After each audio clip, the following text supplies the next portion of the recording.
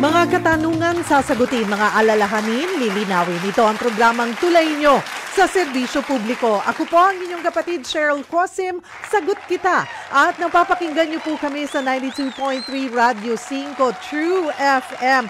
Dito tayo sa totoo.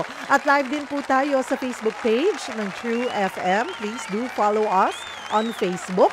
At mga kapatid, Lunes na naman. Kamusta po ang simula ng inyong linggo? Okay ba naman kayo over the weekend? Sana po'y nakapag-recharge. At samahan niyo po kami, Lunes na naman hanggang Biyernes, of course, dito po sa programang Sagot Kita. Today, ang pag-uusapan po natin ay usapang edukasyon po tayo, mga kapatid. Sa ilalim po ng Universal Access to Quality Tertiary Education Act na naging epektibo po noong 2017, libre na ang tuition ng mga eligible na estudyante sa state colleges at universities. Noong 2022, nasa 2 milyon na ang naging benepisyaryo po nito. Pero bukod sa libreng tuition sa mga public schools, may mga financial assistance program din po ang pamahalaan na pwedeng i-avail. Iisa-isahin po natin yan kasama ang ating guest mula po sa Commission on Higher Education o CHED.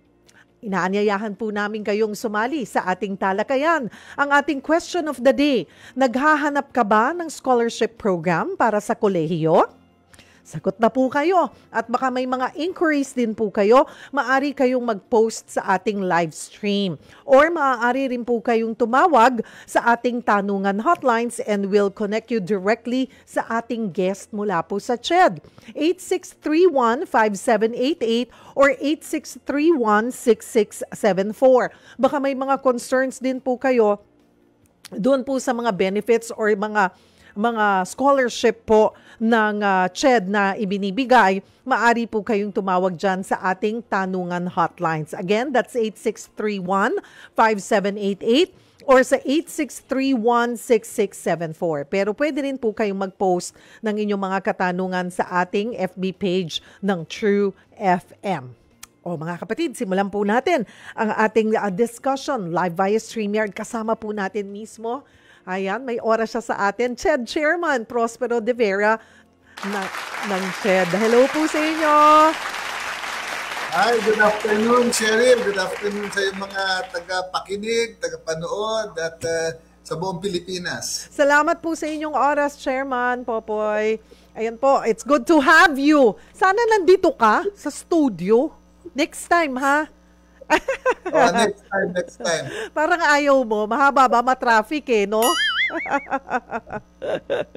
Pero next time, sir. Okay, simulan po natin itong mga gusto nating pag-usapan at mas mapaalam sa publiko kung ano-ano po yung mga programs that we have sa CHED. Simulan po natin dito sa tinatawag, Chairman, ng Merit Scholarship Program. Ano po ba ito?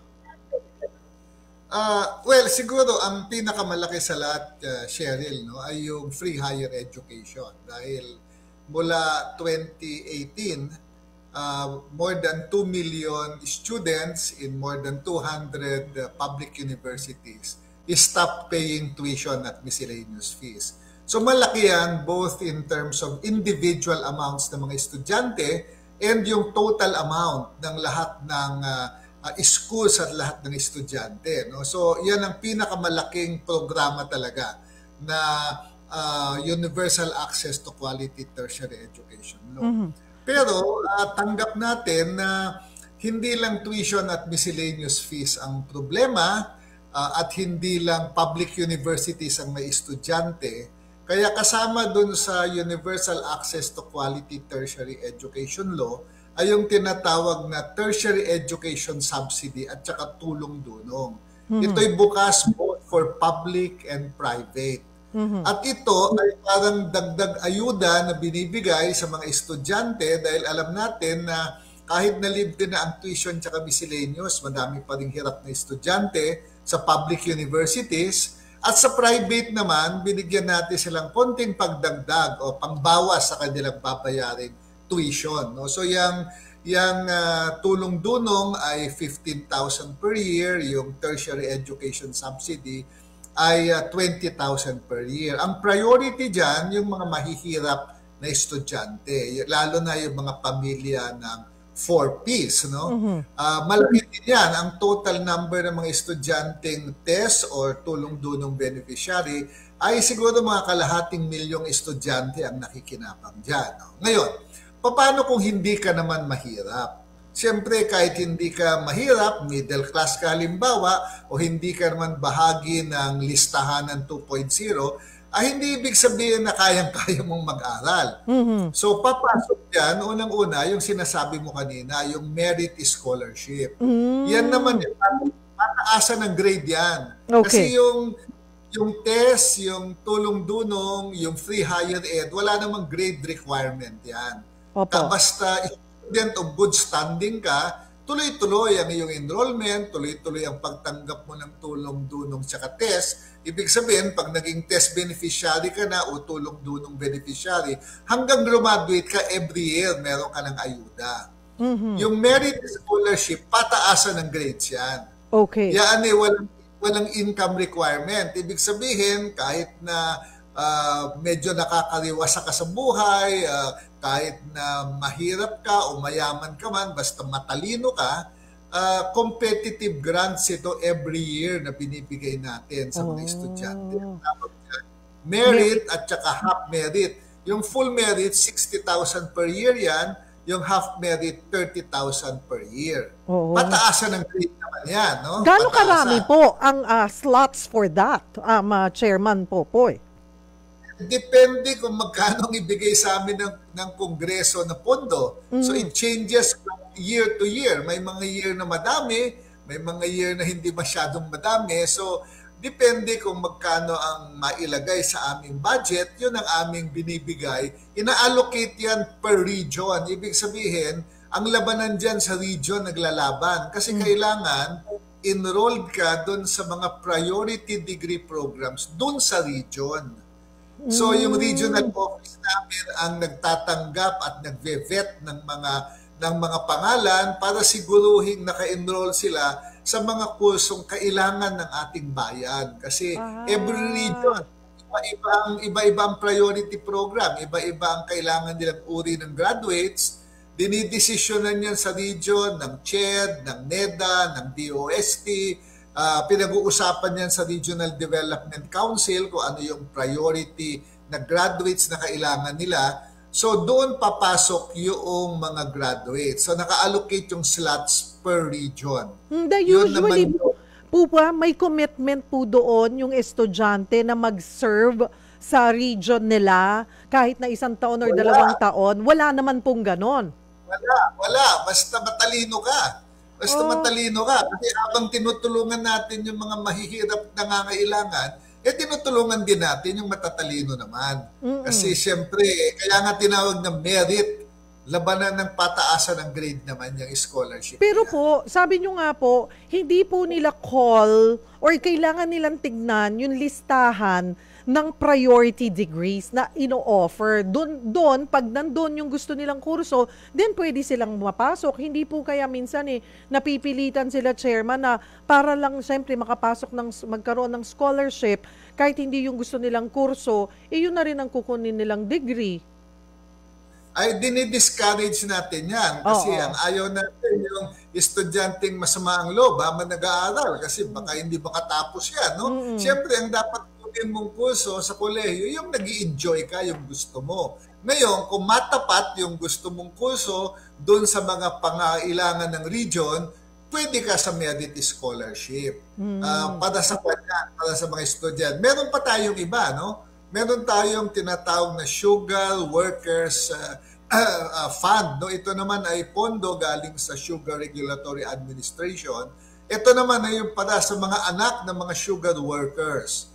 So doon sa mga region na may sugar workers, doon naman ang application ng mga anak ng sugar workers. At itong huli, yung Coconut Levy Fund. No? Meron tayong nakuhang pondo galing doon sa Coconut Levy money. Magbibigay tayo ng scholarship din doon sa mga estudyante doon sa region na doon sa mga priority agriculture-related programs naman sa region. Ito naman yung mga anak naman ng mga coconut farmers. Yung farmers. Okay. So, iba-iba ito, depende doon sa pinagmumula ng pondo at saka kung ano yung intention niya. So doon po, puntahan ko lamang po itong pinupondohan ng sa sugar industry at sa coconut industry. Sapat naman po ba ito para sa mga anak ng ating mga farmers? Sa ngayon naman, sapat kasi yung mga applications na pinoprocess ay nagsasapat naman yung pera, no? Pero syempre, mas maganda sana kung mas marami. Again, depende yan kung magkano ibigay na pondo sa CHED. Kami naman taga-ayos ng guidelines, taga-check ng mga application at taga-bigay ng mga pondo. Kasi, Cheryl, hindi lang naman CHED ang nagbibigay ng scholarship, no? Meron din yung DOST. Yun namang mga science, yung mga estudyanteng mahilig sa science, yung science courses. May scholarship din ng DOST dyan para naman sa mga science programs. Yan hindi CHED ang nagpapatakbo niyan, DOST. So mag-a-apply naman kayo sa DOST. So yung maraming government agencies kasi para sa kanilang specific constituents, kung meron silang kakayahan na mag-allocate ng pondo, naglalagay sila para sa scholarships. Pero matapos po masuspindi noong 2022, may sapat din, kamusta po yung naibalik na pondo po para sa mga programa po ng CHED? Like the Merit Scholarship Program? Ang inuuna kasi nating tutukan ay yung free higher education. Free higher education. Apo. Yan ang talagang parang banner program ng ating administrasyon ngayon, no? Opo. Yung iba, pinipilit din namin makakuha ng pondo. Kung madami-dami yung pondo, madami-dami kaming scholarship. Kasi halimbawa, kung matalino kang bata, pero mahirap ka, hindi naman kailangan sa merit scholarship ka mag-apply. Pwede kang mag-apply doon sa tertiary education subsidy. Pwede kang mag-apply sa tulong-dunong. Kung estudyante kang tawag dito anak ng isang sugar worker, wala namang income requirement yung iba. Kung anak ka ng sugar worker, kahit na matalino ka, pwede kang mag-apply sa merit, pwede ka rin mag-apply do sa sugar workers scholarship. So depende do sa katangian ng scholarship. So may income requirement lang yung tulong-dunong tsaka tertiary education subsidy. Okay. Chairman, mas detalyihin natin yung tertiary education. Tapos meron din ito pong program na ito and meron ding subsidy. Mas pakidetalye nga po ito at pakipaliwanag. Oo, yung tertiary education subsidy kasi bahagi yan ng free higher education law. Sabi doon sa batas, maliban sa libreng tuition tsaka miscellaneous fees sa public universities, yung mga estudyante na financially needy, ibig sabihin, nandoon sila mga anak ito ng 4Ps, ay bibigyan ng tertiary education subsidy. No? Meron din component yung batas na nakalagay kung ikaw ay estudyante sa isang syudad o munisipyo na walang public university, pwede ka rin mag-apply ng TES. Kaya lang nga, nung in-implement na, ay talagang maraming nag-apply. Kulang yung pondo sa dami ng nag-apply. No? So, starting this year, naglagay ng special provision ang Kongreso na sa tertiary education subsidy, unahin muna yung mga nasa listahanan at saka yung ipapang financially needed students. Yun ang aming ngayon. So, ano ang basihan namin dito? Ano? Na-access namin yung listahanan 3.0 portal ng DSWD. Hindi po kami ang namimili ng mga kung sino ang mahirap. Nandun po yan sa listahanan 3.0 ng DSWD. So, pag nag-apply yung mga schools ng kanilang mga estudyante, ang ginagawa ng CHED at UNIFAST ay ibabangga yung mga pangalan doon sa listahan ng DSWD. Pag nag-match yung pangalan, magiging test beneficiary ka. Kung nandun ka sa listahan ng DSWD. Kasi sila po yung gumagawa nung 4Ps, no? Yung listahan ng 4Ps. Ngayon, kung marami pang pondong natitira, pwede din yung mga iba pang maaring wala sa 4Ps pero financially needed din. No? Pwede rin mag-apply yung mga yan. Ang nag-a-apply para sa estudyante, usually ay hindi estudyante, ang nag-a-apply yung school nila. Kasi merong scholarship ang mga schools. So ang advice ko sa mga estudyante, pumunta kayo sa scholarship office nyo at magtanong kayo kasi lalo na sa test, mahirap kung iisa-isahin namin yung application. Yung pangalan ay ibibigay muna sa Unifast. Pagka dumaan na sa sistema at nando kayo sa listahan ng DSWD, saka kami hihingi sa school ng proof na kayo ay enrolled at saka in good standing. Pagka in good standing kayo, yung pondo ay dinadaan namin sa eskwelahan. Yung eskwelahan po ang magbibigay ng test sa mga estudyante or maari din sa ibang lugar ang nagbibigay ay dinadaan namin yung pera sa land bank kasi merong mga lugar na in-enroll ng mga eskwelahan yung kanilang qualified test grantee sa land bank. Idadaan yung pera sa land bank, kukunin nila via card, no? Or sa ibang lugar, kung medyo mahirap maibigay, binibigay na namin through our regional office. So, ang nakakaalam niya, yung inyong eskwelahan. Kasi ang point of contact ng CHED Unifast ay yung schools. Yung schools. Mas efficient yun dahil ang mga bata, sanay na mag-interact sa kanilang eskwelahan. Yes. So, doon sa eskwelahan namin dinadaan ang aming mga scholarship program. So, Chairman, doon po sa, kung kasama ka sa listahanan or doon sa 4Ps, malaki talaga yung chance na pasok ka na. As long as, sabi nyo nga po, ay in good standing. Means, mayroon po bang minimum na grade na kailangan meron silang maabot? Or basta pasado sila, qualified na? Walang grade requirement. Basta pasado. Basta student and good standing ka, ibig sabihin hindi ka nakikick out ng school mo. As long as you're a student in good standing at saka enrolled ka, hanggang graduate ka, test beneficiary ka. Kasi dati, yung mga ibang scholarship natin nung unang mga administrasyon, every year ikaw ay naghahanap. Kawawa naman ang bata. Ang hinihingi natin sa bata ay mag-aral ng mabuti. So ang ating kontrata sa kanila, habang ikaw ay nag-aaral ng mabuti, ikaw ay susustentohan ng pamahalaan. At bukod po sa school... Go ahead. Cheryl, marami ding mga scholarship na galing sa local government. Siya nilabas na sa CHED yan. Pero yung mga local governments, lalo yung mga medyo madaming pondo, meron din silang mga scholarship doon naman sa mga nakatira doon sa kanilang munisipyo, halimbawa. So, madaming iba-ibang level ng scholarship na umaandar ngayon. So, in all, gaano karaming estudyante? Although sabi mo nga, Chairman, depende yan sa budget na inilalaan po ng Kongreso sa inyo, no? So, yung inilaan po for 2024, gaano karaming mga estudyante po ang matutulungan through scholarship programs po ng CHED? Nako, kwentahin ko pa yan. More or less. Kasi hindi, dinagdagan kasi ng Kongreso yung budget namin. Ay, that's good. That's good news. Di po ba? Yung sinumiti namin sa Kongreso na dumaan sa deliberation, nung paglabas nitong huling General Appropriations Act ay may dagdag. So, kailangan i-recompute ko pa yan kung ilan yung total.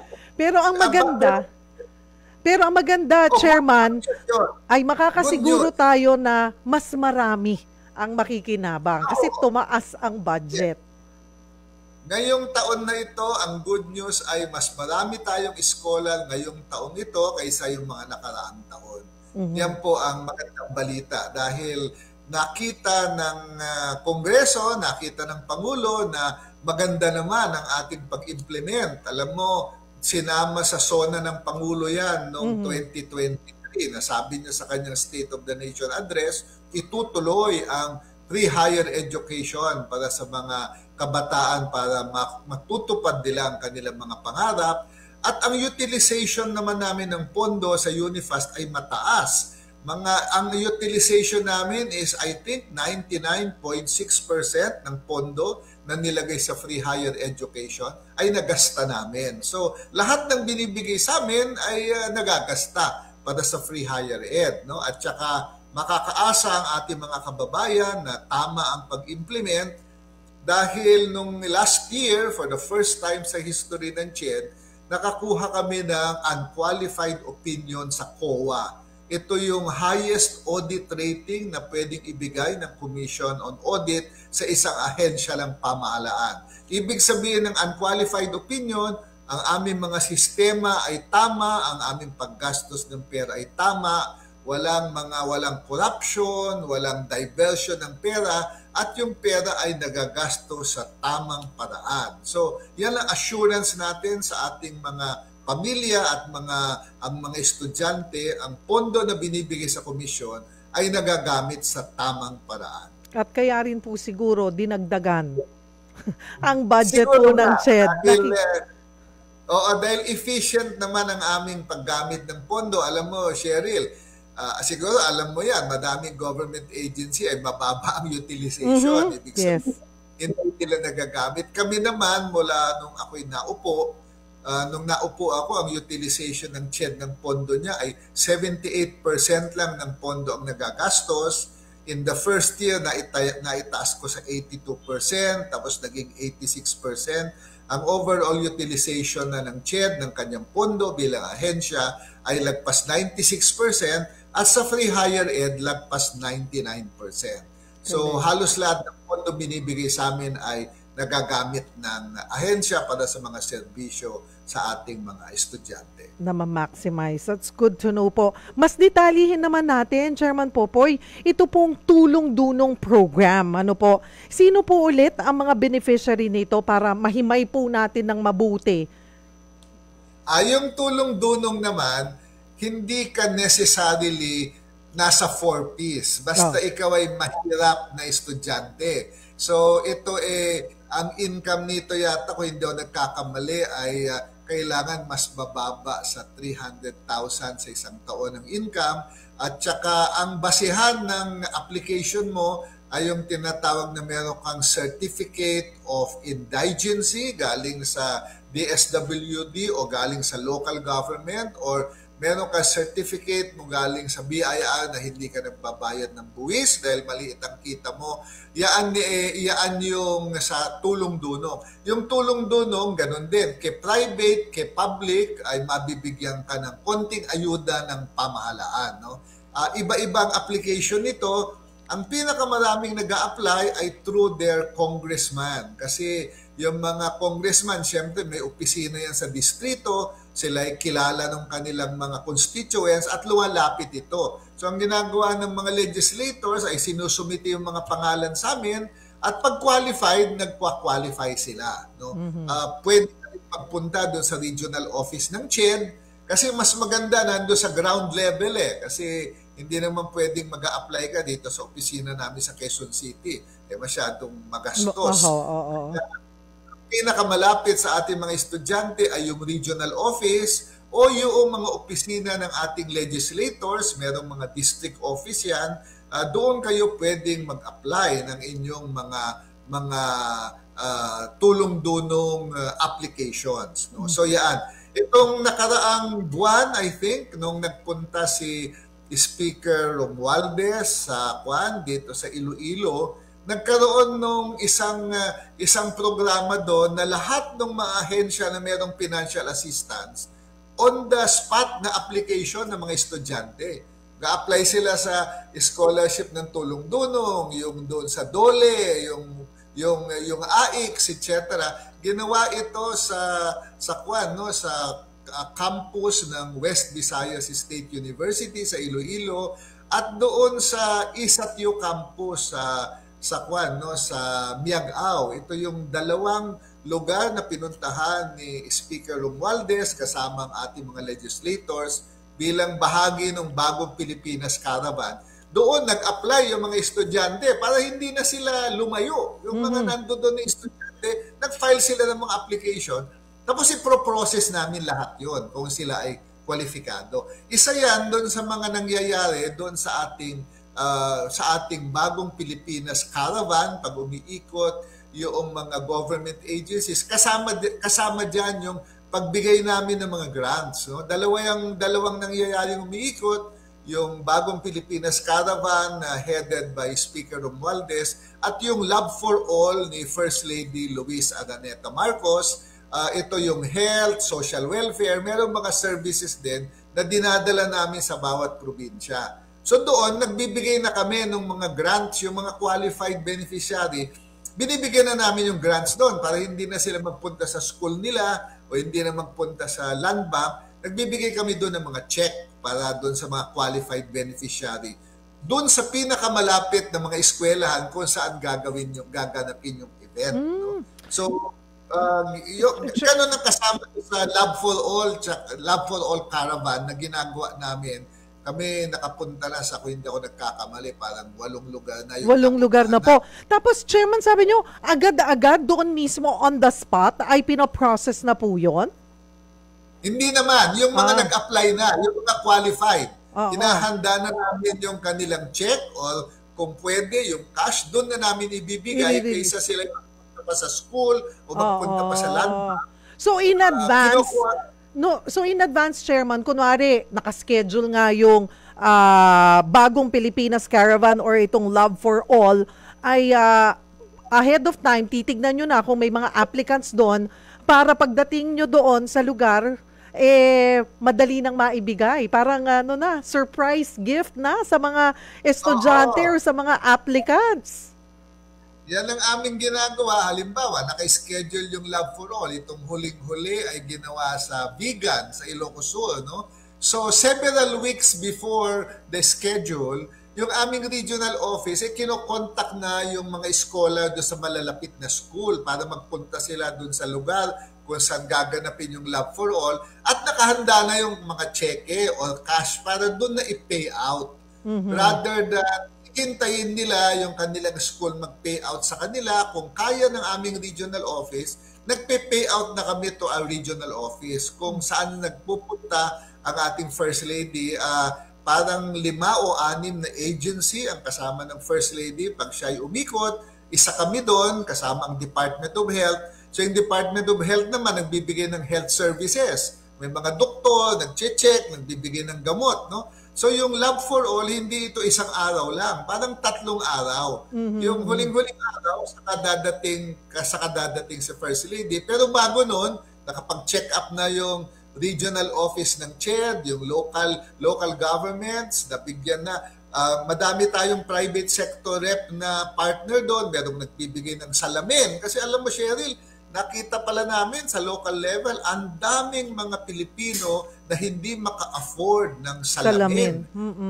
Oo, kaya yung kapartner natin, yung mga association ng mga optometrists, nandoon sila, private companies, chine-check na rin yung mata, nagbibigay sila ng salamin, yung iba nagbibigay ng gamot. No? So, iba-ibang outreach yan. Kami naman sa CHED, ang binibigay namin ay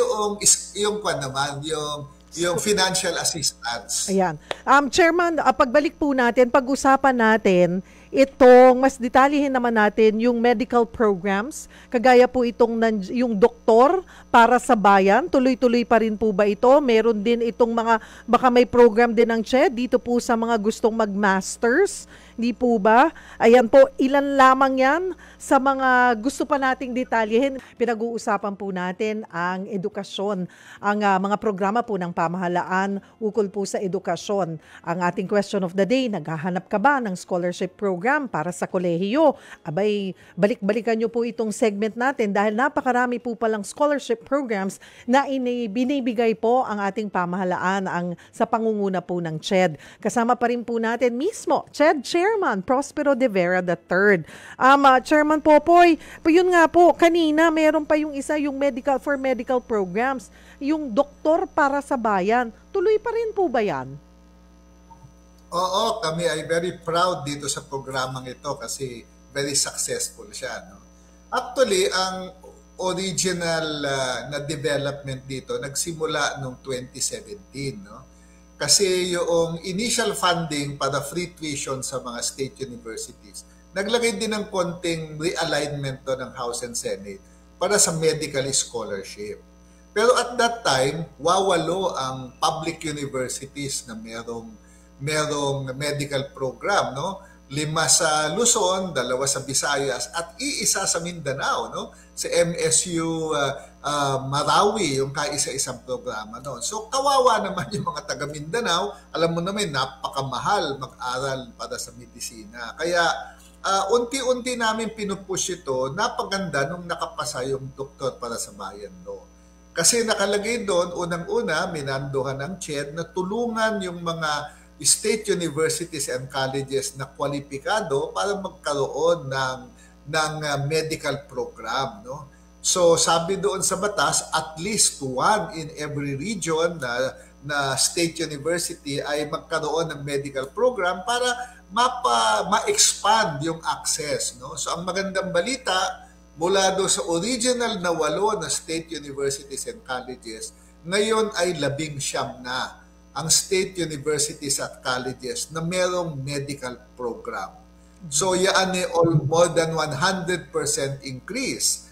Ang ikalawang magandang balita, marami na sa Mindanao. Kasi noon, isa lang, ngayon meron tayo sa Western Mindanao State University sa Zamboanga, meron tayo sa MSU Marawi, meron tayo sa MSU Gensan, meron tayo sa University of Southern Mindanao at meron tayo sa University of Southeastern Philippines sa Davao. So naka-spread tayo, dumami yung state universities all over the country and especially in Mindanao.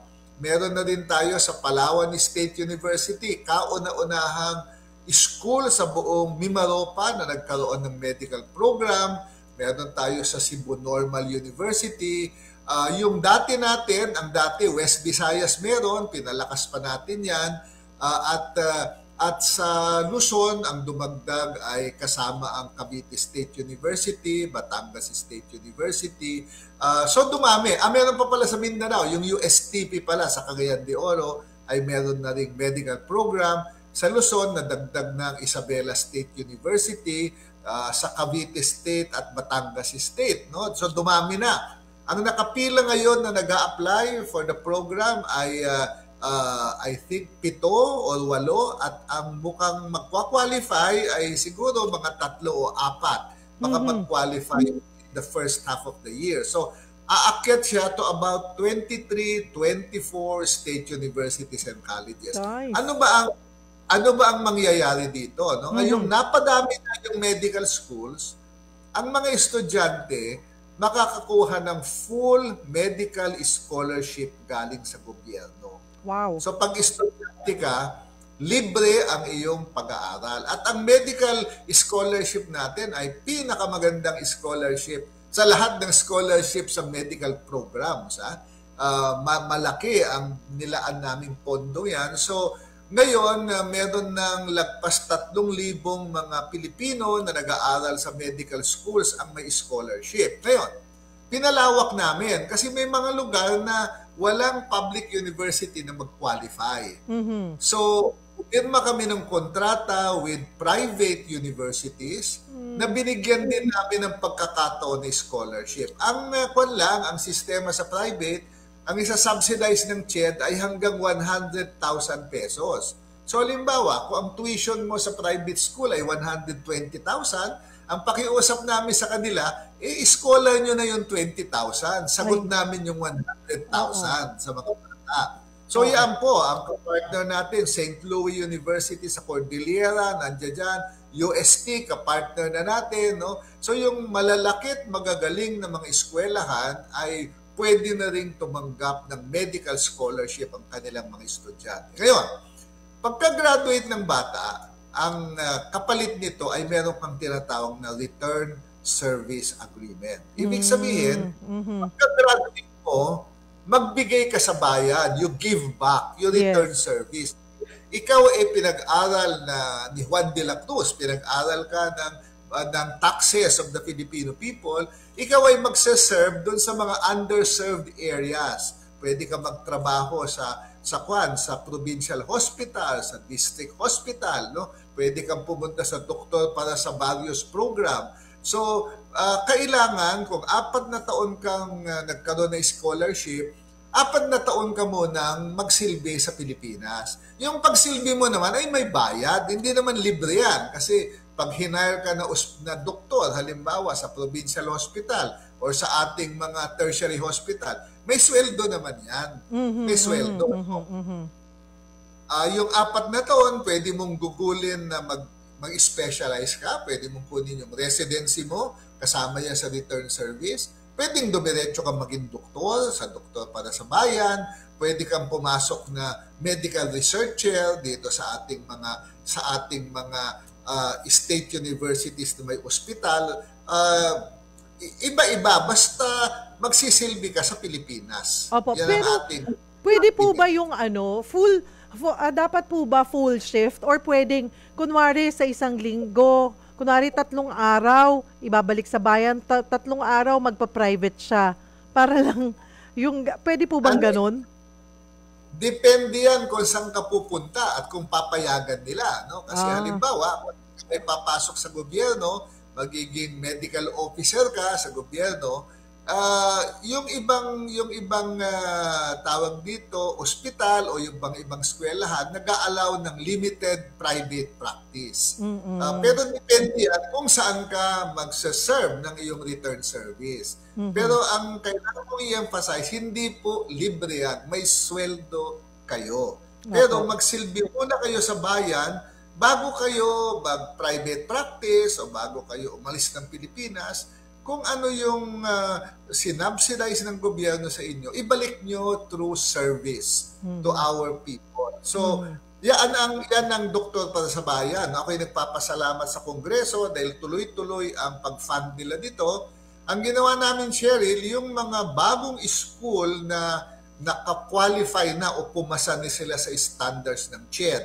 Dahil hindi ka pwedeng mag-offer ng medical program kung hindi ka dadaan sa evaluation ng commission, no? Dahil kailangan natin siguruhing dekalidad ang iyong faculty, ang iyong curriculum, ang iyong facilities ay up to standard dahil gusto natin na bawat piso na ginastos ng gobyerno sa pag-aaral mo, we will produce a good doctor. Hindi tayo papayag na magbukas ng mga programa na pangit ang pagtuturo dahil sayang ang pondo ng pamahalaan. Okay, itong huling ginawa natin, itong nakaraang 3 taon, yung mga bagong bukas na medical program, binigyan natin ng mga grant yan from CHED para bumili sila ng state-of-the-art na mga teaching equipment. Halimbawa, yung anatomy table, yung mga mannequin. Dati nakikita lang natin yan sa mamahaling mga private schools. Ngayon, ang ating public universities, meron na yan. May plasticized cadaver, yung mga plasticized na parts ng body, meron na sila dyan. Binigyan natin 3 taon na nating binibigyan ng ating mga schools ng state-of-the-art equipment para ang mga estudyante magamit yung bagong teknolohiya at saka bagong mga pababaraan ng pag-aaral. No? We have subsidized a total of, I think over the past years, almost 1 billion pesos or more than 1 billion pesos worth of grants na ang binigay namin sa mga sa mga schools, no? All right. Okay. Ngayon, ano ang resulta nito? Pag tinignan mo yung performance sa licensure, the other year, ang Mariano Marcos State University sa Ilocos Norte, meron niyang medical program. Yan yung mga isa do sa mga batang medical school bago napalakas through the doctor para sa bayan law, no? Yung first 3 batches ng graduates ng Mariano Marcos State University, 100% ang passing sa medical board. Wow, galing. Talaga pong malaking bagay, ano po, na ina-upgrade po talaga yon na, Chairman, that's good to know. At saka yung 2 years ago, ang nag-number 1 sa medical licensure, graduate ng Mariano Marcos State University. Okay. Ang ibig sabihin niyan, kung nasa Ilocos Norte ka, hindi ka na kailangang pumunta sa Maynila para makakuha ng magaling na edukasyon. Yes. Pwede kang mag-aral doon sa mga public university sa lugar mo para mas maliit ang gastos mo. Pwede ka pang makakuha ng scholarship. Pwede ka pang mag-top ng licensure. Yes. Yan ang patunay ng CHED na pagka yung standards ay talagang hinigpitan natin, minomonitor natin, ang produkto natin ay magaling. Wala yan sa lugar, no? Wala yan sa lugar. Doon yan sa eskwelahan. Kasi minsan sinasabi, pag pupunta ako ng Maynila kasi doon magagaling ang eskwelahan. Hindi na, yan ang target natin, yan ang target ng pamahalaan. Na saan ka mang probinsya naroon, saan ka mang rehiyon, ay nag-o-offer ng good quality of education. At kaya kasi Cheryl, dati ang magaling lang na public university talaga ay UP Manila at saka West Visayas State University. Yan ang dalawang matatanda ng medical program. Ang mga graduate niyan ay talagang magaling, pasado sa licensure, nagtatap. Pero ngayon, itong mga mas bagong university, kaya na rin mag-top ng exam like Marcos State University. Kaya ako, pag nag-i-inaugurate ako ng mga bagong approved na medical program, sabi ko, kailangan 4 years from now, yung unang graduate nyo, kailangan 100% din kayo.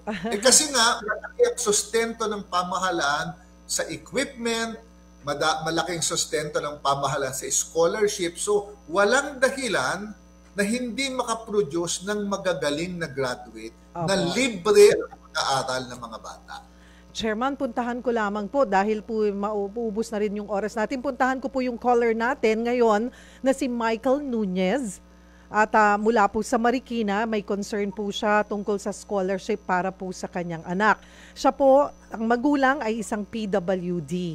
Hi Michael! Hello, magandang hapon po, ma'am. Magandang hapon po. Ano pong may paglilingkod namin ni Chairman De Vera? Ma'am, may tatanong kay Chairman De Vera pa itong sa aking kalagayan, ma'am. Kasi magkakalis na po kasing anak ko sa Marikina. Okay. First, na yung darating ng September magkakalis. Anong programa sa DEXPO tong sa aking kalagayan? Tapos pangalawa, wala ko kakayang magpaaral sa college. He is... Anong patakaran po? Opo. May pinagkakakitaan po ba tayo, Michael? Wala po, ma'am. Wala po. Kalagayan po. Ang inyo po kasi na yung darating ng September, magkakalis kasi na ako sa Marikina. Ano bang requirements po, ma'am? Para makapag-apply ng scholarship. Opo. Chairman, si Michael po, yung tatay, ay blind. So, ang anak po niya ay magka-college na raw po this coming September. Sila po ba ay maaaring maging bahagi po ng scholarship program ng CHED? Sa Marikina po. Thank you, Michael, sa iyong tawag. No? Unang-una, kailangan ma-admit o makapasa sa admission yung iyong anak. Kasi lahat po ng scholarship natin ay kailangan estudyante ka ng isang state university or ng local university, no? So ang unang kailangan magawa ay makapag-apply siya sa eskwelahan, kumuha ng admission test at makapasa. Ang admission test sa ating public universities ngayon, ginawa na naming libre. Okay. Kasi dati may bayad para mag-test. Sabi ko, isama na natin yan, i-reimburse na ng gobyerno yung gastos ng admission test. Wala nang babayaran pag mag-admission test. Dati may bayad. Ngayon, wala na po. Kasi sabi ko, alam mo, sa isang mahirap na pamilya, yung 150 pesos ay... average yung magkakalis po. Ano ba ang total average po sa mga kakaroon ng scholarship? Wala pong average. Kailangan maging estudyante siya. Pag siya ay natanggap na ng isang public university, libre na ang kanyang tuition at miscellaneous fees. Doon, pagkatapos doon, mag-a-apply ng test o tulong. Chairman, sa Marikina po ba meron tayo? Oo, dalawa ang school dyan. Marikina Polytechnic College at yung pamantasan ng lungsod ng Marikina. Dalawa ang public university dyan. Parehong libre ang tuition at miscellaneous fees sa dalawang public university sa Marikina, isang state university, isang local college. Ayan, Michael, doon mo papuntahin yung iyong anak para makapag-exam. Ang mahalaga lang, makapasa siya. Pag nakapasa, pwede na. Pwede niyang may pagpatuloy. Yun po ba, Chairman, pag ganyan po, walang kakayanan, ay pwede po, meron po ba kayong binibigay na allowance para po sa... Yun yung tulong dunong at saka test. Kung ikaw ay mahina o wala kang kakayanan, bibigyan ka ng konti ng pamahalaan. Ayun. Oh my... Alam mo, gusto ko sana mas malaki maibigay pero madami kasing nangangailangan kaya yung ating subsidy ay limitado, no? 20,000 sa test, 15,000 sa tulong dunong, pandagdag yon sa mga gastusin ng bata, no? Ngayon, kung yung anak ni Michael, kung galing siya sa mahirap na pamilya, pag siya'y na-accept doon sa ating SUC o LUC, pumunta siya sa scholarship office ng school at magtanong tungkol sa mga scholarship. Okay. Yun ang aking payo. Pero ang importante, makapasa muna sa admission test. Ayan. Michael, ganun muna gawin mo. Sabihin mo sa anak mo, punta muna siya dito sa dalawang eskwelahan dyan sa Marikina. Pag nakapasa na siya, ay pwede na. Ma'am, may tatralas na lang. Kada anong course po, pwede po siya. Kada anong course ng mga 4 na taon, kada anong klaseng course, pwede po siya available. Oo, kahit anong course pwede. Basta pumasa muna siya sa admission test. Mag-entrance exam muna siya. Apo. Ma'am, maraming salamat po. Thank you. Sir, nakikinig ko palagi sa inyo. Araw-araw nakikinig ng program po. Thank you, Michael. And good luck sa anak mo. Sabi mo, ipaasikaso na kasi pag pumasa siya, wala nang po problemahin. Or tumawag ka ulit sa amin, hahanap pa tayo ng way para mabigyan ka ng assistance ng pamahalaan. Nililisap ang tanong ko yung kasi sa aking kalagayan, dahil po ako na... dapat kasali ka sa 4-piece. 4-piece problema, paano mag-apply sa 4-piece? Hindi dyan naman nahirapan pa ako kasi nag-iisa lang pa ako dito sa bahay. Madali lang, Michael. Magpasama ka muna sa anak mo sa barangay. Doon lang ay dapat naaasistihan na kayo ng barangay. Yan ang role nila. Alright, thank you, Michael. Ingat po. Sir, maraming salamat po sa tanong ko po. Thank you po. Ingat po sa inyong parehas. Maraming salamat din. Good luck sa anak mo. Chairman, kapos yung oras natin. Babalik ka, ha? Anytime, Cheryl. Basta tayo makakatulong sa bayan. Ako'y bukas para magpaliwanag na ating mga programa. Alam mo, tayo ay natutuwa sa administrasyon ngayon kasi tuloy-tuloy ang ating mga programa, may commitment ang ating Pangulo na pagpapatuloy ang ating libreng edukasyon. At yung ating ibang leader tulad ni Speaker Romualdez, ang ating First Lady, ay talagang gumagawa ng caravan para imbis na ang mga tao ay magpunta sa gobyerno, ang gobyerno na ang nagpupunta sa tao. So, alam mo yung ating serbisyo caravan, pati mga police clearance, pwede kang mag-apply, pwede kang mag-apply sa Philippine Statistics Authority, dinadala yung serbisyo pababa para hindi na magastosan ang mga tao, doon mismo pwede sila mag-apply. Sa CHED, pwede sila mag-apply sa scholarship doon sa ating mga serbisyo caravan. Basta Chairman, may part 2 tayo ha, lalo na pag nagbukas na, kasi ngayon pa lang, ayaw natin na sa pasukan natin pag-uusapan to kasi dapat ngayon naghahanda na sila, di ba? For the next school year. Thank you, Chairman Popoy de Vera. Thank you for your time po. See you. Ayan po, si CHED Chairman de Vera. At mga kapatid, bago po tayo magtapos, punta muna po tayo sa ating segment na Pinoy Connect.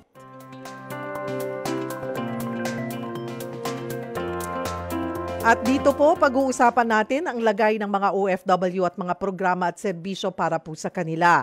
At kasama na po natin live on the line, Ma'am Mylene Albano, ang ambassador po natin to Japan. Ambassador Albano, magandang hapon po. Magandang hapon din po, Cheryl. Salamat po sa oras. Kami po ay hihingi lang po ng update, Ambassador, dito po sa na-detain na 2 Pinoy po sa Japan dahil umano nga po sa koneksyon sa isang murder case. Hingi po sana kami ng update. Kamusta na po ba ang assistance na ibinibigay po natin sa kanila? So far po, we have been able to see them. So pinayagan po kami nung police authorities ng Japan na makipag-consular visit po sa kanila. Ang hiling lang po sa amin is wag daw po ma-discuss yung kaso na hinaharap nila ngayon. Pero yun po, napuntahan namin sila sa detention center and basically nangamusta po kami kung sa kalagayan nila, okay naman daw po. And we reiterated na yung kung ano man pong assistance naman ng kailangan nila ay pwede naman po natin mabigay. So, ganun po. Yun po ang lagay. Ongoing pa din po ang investigation as of ngayon. So, wala pa naman pong formal charges that have been filed against them. Opo. And si Hazel po, I know hindi po natin makuha yung detalye po ng kaso or can't discuss. Pero nagkaroon na po ba ng pagkakataon? Ano po bang request niya? Ano pong bilin niya? Pwede rin po ba silang makipagkamustahan sa kanilang pamilya or may mabigyan sila ng chance na makausap kahit man lang sa telepono or video call? Yung ganun po, kailangan po natin yung i-request kung gusto po nila. Wala pa naman po kaming natanggap na ganun kasi lahat nga po kailangan nire-request po natin sa police. So far, yung consular visit po ang na-request at napayagan. And kamusta po? Kamusta po sila? Okay naman po. Si Brian po, kamusta? He seemed okay naman po. Yung na-visit siya ng ating FWO and yung member ng embassy po natin last week. So far po, Ambassador, once pa lang po natin sila pareho na bisita? Si Brian po, once nakasama yung embassy. Kasi po si Brian is under naman po ng jurisdiction din ng MWO natin kasi worker po siya. Yung sa embassy naman po. Yung in the case of the female, kaninang umaga po, we had opportunity to visit her again. Okay, so meron po ba kayong update maibibigay sa amin ukol po kay Hazel? Other than still under investigation po. Yun lang po ang mabibigay natin na update as of ngayon. Pero may bago po ba siyang bilin, mensahe, gustong ipaabot po sa kanyang pamilya? Wala naman po. Okay, tahimik lamang po. Si Brian, kamusta po ang kanyang pangangatawan, ang kanyang kalusugan? The last time I talked to Undersecretary De Vega, ay sabi niya ay tuliro or hindi po talaga pa makausap ng maayos si Brian. Is he better now? Hindi pa po namin siya nakita ulit. Mula po noon. Opo, kailan po ang balak na mabisita po natin siya ulit? Nag-request naman po ulit. Naghihintay lang po kami ng another opportunity. Okay. And makikipag-ugnayan po tayo sa ating MWO kasi sila na po ang in charge po sa ating male detainee naman po. Alright. Marami pong salamat sa inyong oras, Ambassador. Oo, thank you din po, Cheryl. Ayan po. Okay. Ayan po si Philippine Ambassador to Japan, Ambassador Albano. Mga kapatid, dyan po nagtatapos ang 1 oras na tanungan at sagutan. Bukas ay magkakasama natin ang Department of Information and Communications Technology o DICT para po pag-usapan ang kontrobersyal na artificial intelligence at iba't ibang scam na pwedeng idulot po nitong AI.